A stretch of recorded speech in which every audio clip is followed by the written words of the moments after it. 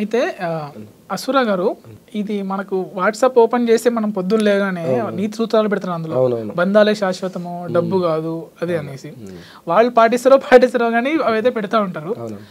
ఇప్పుడు జనరల్గా ఇప్పుడు అంటే ఏదైనా వాళ్ళకి అనిపించినప్పుడు అటువంటి పెడుతుంటారు. నీకు అలా అనిపించే ఈ పాట రాసావా ఇప్పుడు దొంగ నా కొడుకులు అనేసి? సో అది ఎలా పాట పాడి అది ఎలా జరిగింది? ఇప్పుడు దొంగ నా కొడుకులు పాట రాయిన ప్రతి ఒక్కరి జీవితంలో మోసపోయిన సందర్భాలు కానీ మోసం చేసిన వ్యక్తులు కానీ ఉంటారు. సో నేను ఎప్పుడైనా కంటెంట్ కూడా తీసుకుంటా. సో నా జీవితంలో కూడా గాయపడ్డ సందర్భాలు ఉన్నాయి కాబట్టి నేను కంబ్యాక్ ఇవ్వాలంటే దాదాపు 2 సంవత్సరాలు అయిపోయింది నా పాటలు లేక అవన్నీ లేక. సో నేను బాధపడ్డ సందర్భాలు ఉన్నాయి కాబట్టి ఇది నా ఒక వ్యక్తి అంటే నా ప్రతి పాట నేను రాసుకుంటే నీ పాట మీ జీవితం విన్నట్టే ఉంటది. అరే నా లైఫ్ లో జరిగింది అన్నట్టు కొత్తగా చేయాలి పాట అన్న సందర్భంలో నిజంగా ఈ కృష్ణనగర్కి వచ్చి ఎట్లా ఎవరిని కలవాలో తెలియక సినిమా అవకాశాల కోసం కానీ ఒక రైటర్గా ఆర్టిస్ట్గా పడే బాధలు కల్లారా చూసినప్పుడు నాకు అనిపించింది ఇంతమంది దొంగన కొడుకుల మధ్య మనిషి ఎంత నలిగిపోతున్నాడు ఈ కళారంగం కోసం పిచ్చి ఒక పేరు స్క్రీన్ మీద పేరు చూసుకోవాలని ఆశతోని కన్న వాళ్ళని వదిలేసి ఇల్లు పిల్లలు అందరిని వదిలేసి వచ్చి ఏదో ఒక లక్ష్యం పెట్టుకొని కడుపు నిండా తిండి తినక ఎవరి కింద ఒక బానిసలాగా బాత్రూమ్లు కడుతూ హోటల్లో పనిచేస్తూ వాళ్ళకు మందు కలుపుతూ ప్లేట్లు తీలుతూ వాళ్ళు కట్టుకున్న బట్టలు ఇడిచేసిన బట్టలు తీసేస్తూ బాత్రూమ్ కడుగుతూ ఘోరమైన జీవితం నేను కల్లారా చూసిన అండ్ వాళ్ళు మాట్లాడుకుంటూ కూడా నేను విన్నా. సో అది నాకు చాలా అంటే చాలా బాధ అనిపించింది. ఎస్పెషల్గా కృష్ణనగర్లో ఉన్న అంటే ఎంతో ఈ సినిమా రంగాన్ని నమ్ముకొని వచ్చిన వాళ్ళకి బాధలు చూసినప్పుడు కన్నీళ్ళు తిరిగేది. సో నేను అనుకున్న వాళ్ళకంటే నేనేం గొప్పను కదా అంటే నేను మోసపోయిన వ్యక్తినే కానీ అట్లా అంటే కేవలం ఈ రంగమే కాదు రాజకీయంలో మోసపోయిన వాళ్ళు ఉంటారు ప్రతి సందర్భంలో మోసపోయి. సో వాళ్ళందరి కోసం కనువిప్పు కలవడం కోసం రాసిన పాట అన్నమాట. అంటే కొద్దిగా జాగ్రత్తగా ఉండాలి మనిషి అనేది అంత ఎడ్డెడ్డిగా హైదరాబాద్కి వచ్చి వీళ్ళు మనం ఎక్కడికైనా సరే ఏనైనా సరే ఎడ్డిగా బతుకుతూ మోసపోవద్దు అనే విషయంలో దొంగనా కొడుకులు ఉన్నారు జాగ్రత్త ఈ లోకంలో అని చెప్పేసి అది రాసిన అది ఇప్పుడు ట్రెండింగ్ పాట అన్నమాట.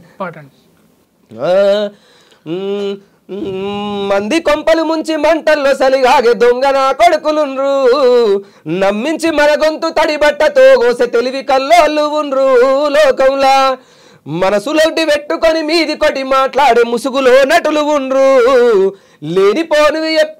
లేనిపోనివి చెప్పి బట్టగాలు చేసేటి లేకి నా కొడుకులుండ్రు లోకంలా అబ్బబ్బ నువ్వెంత గొప్పోని వంటారు అబ్బబ్బ నువ్వెంత మంచోని వంటారు అరసకనులోన మాట మార్చేస్తారు మంది కొంపలు ముంచి మంటల్లో సలిగాగే దొంగ నా కొడుకులుండ్రు నమ్మించి మన గొంతు తడి బట్టతో గోసె తెలివి కల్లోళ్ళు ఉండ్రు లోకంలా. బాగా పాడుతున్నాను చాలా బాగా అనిపిస్తుంది. సో అంత అంటే నేను ఈ టైప్ ఆఫ్ పాట చేయడం ఫస్ట్ టైం. నా ప్రతి పాటలోనూ చాలా సున్నితమైన పదాలు ఉంటాయి అన్నమాట. కానీ ఈ పాట లేదు నేను నన్ను అభిమానించే వాళ్ళకి అసుర ఇస్ బ్యాక్ అనే పేరు తెచ్చుకోవాలని చెప్పి చాలా డిఫరెంట్ గా అందులో కూడా ఇట్లా చేస్తూ నేను చూసాను యాక్టింగ్ కూడా. అంటే ఇప్పుడు యాక్టింగ్ ఇంట్రెస్టా రైటరా మీలో సింగర్ అసలు ఏంటి? సింగర్ రైటరు సింగర్ యాక్టర్ గా మారిపోయినా అంటే ఏదన్నా ఒక అవకాశం ఇప్పుడు నన్ను గెటప్ లో చూస్తే నేను విచిత్రంగా వేస్తూ ఉంటా జుడ్డు ఇట్లా పెంచుకొని. సో నటన వైపు ఏదన్నా ఒక అవకాశం మల్టీ టాలెంటెడ్ గా ఉంటే ఏదో ఒక ఆపర్చునిటీ దొరుకుతుంది కదా మనకు రంగంలో సినిమా రంగంలో అన్న ఆశతో ఇంకా అన్ని అలవాటు చేసుకున్నా బ్లడ్ లో ఉంది యాక్టింగ్ రైటింగ్ అన్ని చేసేస్తున్నారు. ఖచ్చితంగా మీకు ఇండస్ట్రీలో మీకు అంటూ గుర్తింపు వస్తుంది ఎందుకంటే నేను యాక్టింగ్ కూడా చూసాను దాంట్లో. అవునవును అంటే చాలా మందికి నేనని తెలుసుకోవడానికి ఇంత టైం. ఇప్పుడు నేను కూడా కొద్దిగా ఎవరిని కలవాలి ఎటు పోవాలి ఎవరిని అడిగితే బాగుంటుంది ఇట్లా చాలా నష్టపోయి మోసపోయి గాయపడ్డ క్షణాలు ఉన్నాయి కాబట్టి నా మీద ఆశలు పెట్టుకున్న వాళ్ళు కూడా ఉన్నారు. ఈయన ఎదిగితే మాకు చెయ్యిస్తాడు అనుకున్న వాళ్ళు చాలా మంది ఉన్నారు నా చుట్టూ.